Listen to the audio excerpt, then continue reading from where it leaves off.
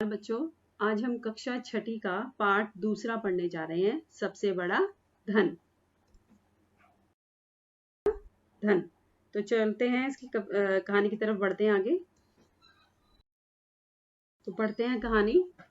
बहुत समय पहले की बात है कि मुक्तसर आश्रम में कपिल मुनि रहते थे। कौन से आश्रम में? मुक्तसर आश्रम में। कौन रहता था? कपिल मुनि रहते थे। एक दिन उस मुनि के पास एक गरीब आदमी कौन गरीब आदमी? एक गरीब आदमी राहुल आया।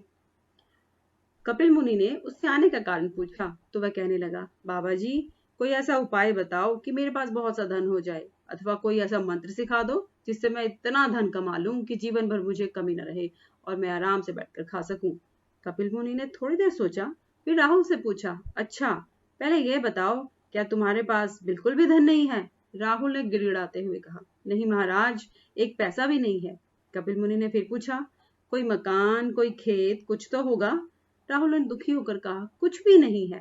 कपिल मुनि बोले, अच्छा, यदि तू अपनी दोनों आंखें मुझे दे दे तो मैं तुम्हें 1,00,000 रुपए दूंगा।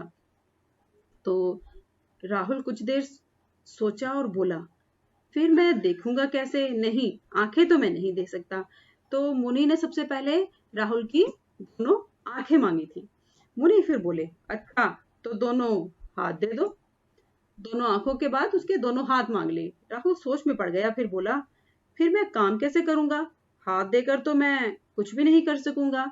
नहीं, ये नहीं हो सकता। मुनि ने कहा, अगर तू अपने दोनों पैर दे सके तो मैं 2,00,000 रुपए दे सकता हूँ।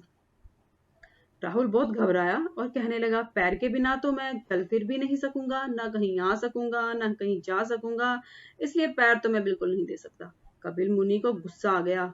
वे बोले, सोच लो, तुम्हें धन चाहिए और मैं तुम्हें धन देना चाहता हूँ, परंतु जब तू कुछ देगा तभी तो बदले में तुझे धन मिलेगा।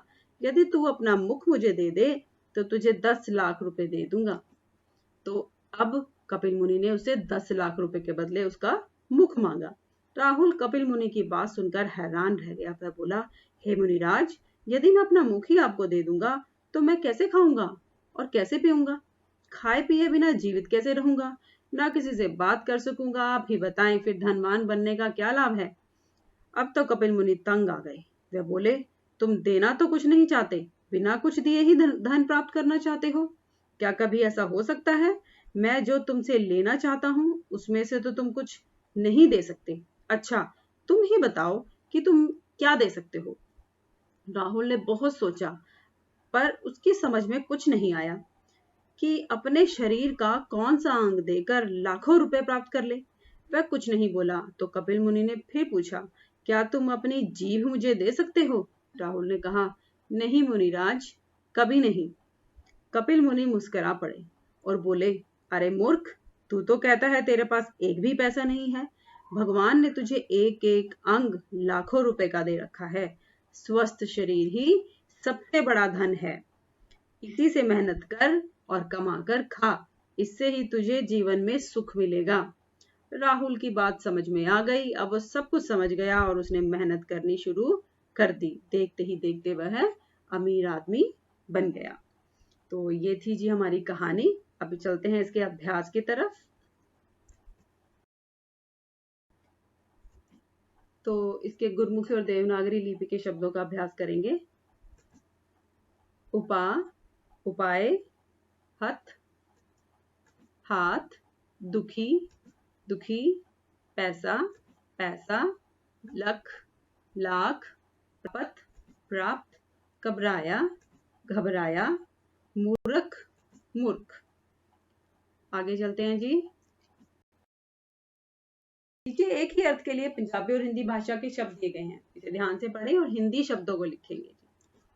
जिंदा, जीवित, निरोग, स्वस्थ, समा, समय, मुंह, मुख, अमीर, धनवान, ने, कोल, पास। अब निम्नलिखित प्रश्नों के उत्तर एक वाक्य में दें। पहला प्रश्न है, कपिल मुनि के आश्रम का क्या नाम था? कपिल मुनि के आश्रम का नाम मुक्तसर आश्रम था। दूसरा प्रश्न है जी, राहुल कैसा आदमी था? उत्तर है राहुल गरीब आदमी था। तीसरा, मुनि ने राहुल से सबसे पहले क्या मांगा? मुनि ने राहुल से सबसे पहले उसकी आंखें मांगी। चौथा प्रश्न है, कपिल मुनि ने राहुल से 10 लाख रुपए के बदले में क्या मांगा? कपिल मुनि ने राहुल से 10 लाख रुपए के बदले में उसका मुख मांगा। अब इन प्रश्नों के उत्तर 3-4 वाक्य में लिखेंगे। प्रश्न है जी पहला, कपिल मुनि द्वारा राहुल से दोनों आंखें मांगने पर राहुल ने क्या जवाब दिया? कपिल मुनि द्वारा राहुल से दोनों आंखें मांगने पर राहुल ने मना करते हुए कहा कि अगर मैं आंखें दे दूंगा तो देखूंगा कैसे? नहीं, मैं आंखें नहीं दे सकता। दूसरा प्रश्न है, मुनि द्वारा दोनों हाथ मांगने पर राहुल सोच में क्यों पड़ गया? राहुल ने सोचा कि अगर वह अपने दोनों हाथ दे देगा तो कोई काम नहीं कर सकेगा, इसलिए वह हाथ नहीं दे सकता। तीसरा प्रश्न है, जब मुनि ने राहुल से उसके दोनों पैर मांगे तो राहुल क्यों घबरा गया? मुनि द्वारा दोनों पैर मांगने पर राहुल इसलिए घबरा गया क्योंकि अगर वह दोनों पैर दे देगा तो वह चलेगा फिरेगा कैसे, इसलिए वह पैर नहीं दे सकता। मुनि द्वारा 10 लाख रुपए का लालच देने पर भी राहुल ने अपना मुख उन्हें क्यों नहीं दिया? मुनि द्वारा 10 लाख रुपए का लालच देने पर राहुल ने कहा, अगर मैं आपको अपना मुख दे दूंगा तो खाऊंगा पीऊंगा कैसे और बिना खाए पिए जीवित कैसे रहूंगा, इसलिए मैं मुख नहीं दे सकता। मुनि ने सबसे बड़ा धन किसे कहा है? मुनि ने सबसे बड़ा धन स्वस्थ शरीर को कहा है। आखिरी प्रश्न है जी, कपिल मुनि द्वारा दी गई सीख से राहुल के जीवन में क्या असर पड़ा? कपिल मुनि द्वारा दी गई सीख से राहुल सब कुछ समझ गया और उसने मेहनत करनी शुरू कर दी। देखते ही देखते वह अमीर बन गया। अब ये चित्रों को देखो जरा ध्यान से, और जो चित्रों के नीचे लिखा हुआ है उसे पढ़ेंगे। बूढ़ा, जवान, मोटा, पतला, पूरा, आधा। अब जितने भी चित्र हैं, बूढ़ा, जवान, मोटा, पतला, पूरा, आधा, ये शब्द एक दूसरे के उल्टे अर्थ दे रहे हैं, है ना, अर्थात एक दूसरे के विपरीत हैं। ऐसे शब्दों को विलोम शब्द कहते हैं। अब इसी तरीके से हम अभ्यास करेंगे जी,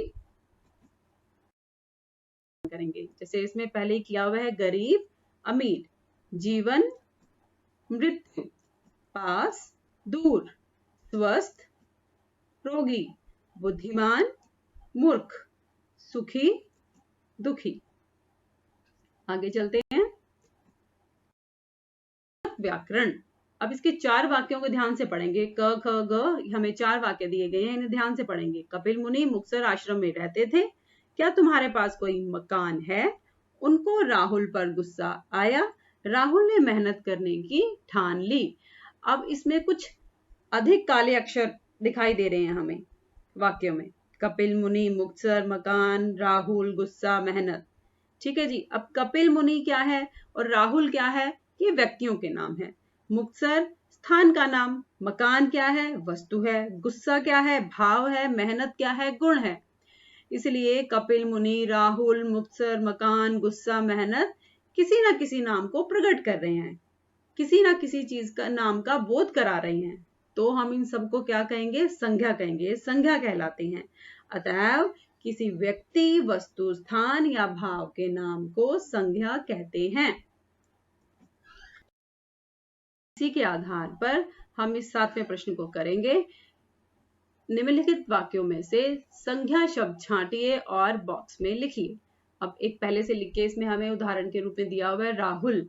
अब अतिरिक्त बॉक्स को हम भरेंगे। गरीब आदमी।